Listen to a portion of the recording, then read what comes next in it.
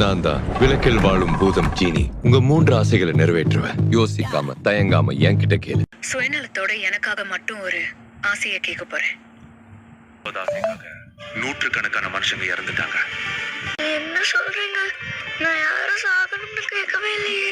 இப்போ உன் கடைசி ஆசையை சொல்ல வேண்டிய நேரம் வந்துருச்சு. ஆசைப்பட்டது ஒண்ணு, ஆனா இங்க நடந்தது வேற.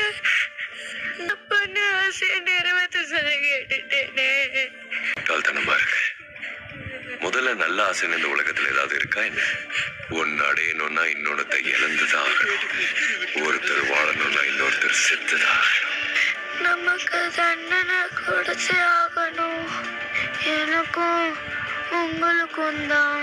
இறுதி ஆசை நிறைவேற்றப்பட்டுச்சு. உனக்காக முடிவு செய்யப்பட்ட அந்த தண்டனை இன்னும் முடியல. எல்லாருக்குமே 4 ஜென்மம் இருக்கும். அது ஒண்ணுல நீ என்ன வந்து பார்க்கணும். மறக்க கூடாத ஒண்ணு நீ மறந்து போயிட்ட.